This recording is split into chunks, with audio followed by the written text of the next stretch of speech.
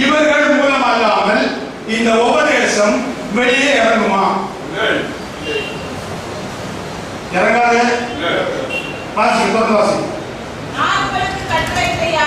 நான் உங்களுக்கு கட்டளையிட்ட யாவையும் வெளியே இருக்கிறவர்கள் கைக்கொள்ளும்படி நீங்கள் அவர்களுக்கு உபதேசம் பண்ணுங்கள்.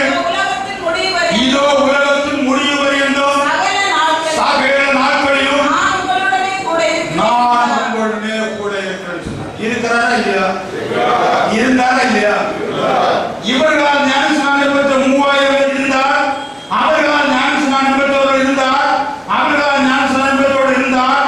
அவர்களால் ஞானஸ்நானம் பெற்றோடு இருக்கிறார். இன்று எங்களோடு இருக்கிறார்.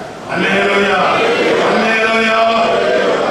நமக்கு எங்களுக்கு வழிமுறை இயேசு கிறிஸ்து நாமத்தில் ஞானஸ்நானம் பெற்ற எங்களுக்கு வழிமுறை இருக்கிறது.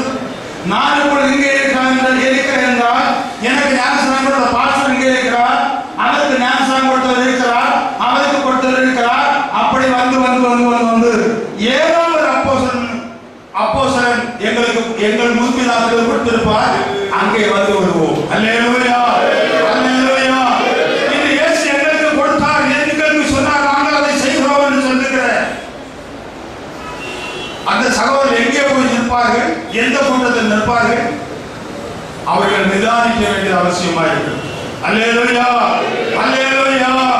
இங்கே நீங்கள் கட்டளையிடுங்கள், அவர்கள் கைக்கொள்ள வேண்டும். நான் உங்களோடு கூட இருக்கிறேன் சொன்னவர் இருந்தாரா இல்லையா?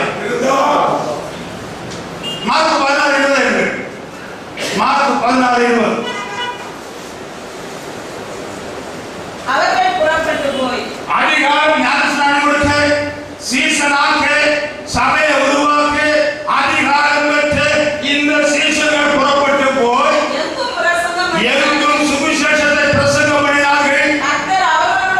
உங்களோடு கூட இருக்கிறேன் சொன்ன கர்த்தர் இவர்களோடு கூட இருந்து கிரியை நடப்பித்து இவர்களால் நடந்த அடையாளங்களினாலே வசனத்தை உறுதிப்படுத்தினார். அப்படியானால் இந்த அன்பு தேவனுடைய பிள்ளையே, இந்த அப்போஸ்தலர்களுடைய 1ஆம் அதிகாரம் முதல் 2ஆம் அதிகாரம் முதல் வெளிப்படுத்தல் 22ஆம் அதிகாரம் வரை இருக்கிற வசனங்கள் என் கர்த்தர் இயேசு கிறிஸ்துவினால் உறுதியாக்கப்பட்ட வசனங்கள். அல்லேலூயா, அல்லேலூயா. அதை இன்று மறந்திருக்கிறார்கள் என்றால் நிச்சயமாகவே அவர்களை அடுத்து ஆகி அப்போஸ்தலர்கள் ஆகலே இந்த சத்தியத்தை தேவ ஆவியானவர் வந்து எழுதி வைத்திருக்கிற சத்தியத்தை எந்த ஒரு மனிதன் எதிர்க்கிறாரோ அந்த மனிதன் தேவ ஆவியானவர் நடத்தப்படுறாங்க. சமாளித்து பேசுவேன். பணியிடத்தில் பேசியிருக்கிறேன், இன்னும் பேசுவோம். அல்லேலூயா, அல்லேலூயா. இது மத்தேயு இப்படி எழுதி வைத்திருக்கிறார். இது லூக்கா மூலம் எப்படி சத்தியம் வெளிப்படுகிறது? லூக்கா 23ஆம் அதிகாரத்தில் இயேசு கிறிஸ்து மரித்தார். 24ஆம் அதிகாரத்தில் அவர்களோடு கூட செல்லுகிறார். பின்பு அவருடைய கண்களை திறக்கிறார். லூக்கா 24ஆம் அதிகாரம் 47ஆம் வசனம். அன்றியும் மனம் திரும்புதலும் பாவ மன்னிப்பும் எருசலேம் தொடங்கி. எங்கிருந்து? எருசலேம் தொடங்கி. மனம் திரும்பலும் பாவ மன்னிப்பு எங்கிருந்து? ரோமாவிலிருந்து அல்ல, எருசலேம் தொடங்கி சகல தேசத்தார் இந்த இந்தியாவுக்கும் வர வேண்டும். எங்களுக்கு ஒரு சபை இருந்தது, தலைமை சபை. எருசலேமில் கர்த்தர் இயேசு கிறிஸ்துவால் உருவாக்கப்பட்ட சபை. நாங்கள் இங்கிருந்து போய்விட்டால் எருசலேமில் என் தேவன் உருவாக்கிய 6 சபைக்கு போய்விடுவேன். ரட்சிப்பும் மனதிரும்பலும் பாவ மன்னிப்பும் எங்கிருந்து ஆரம்பிக்க வேண்டும்? எருசலேமிலிருந்து ஆரம்பிக்க வேண்டும். அதற்கு நீங்கள் சாட்சியாயிருங்கள்.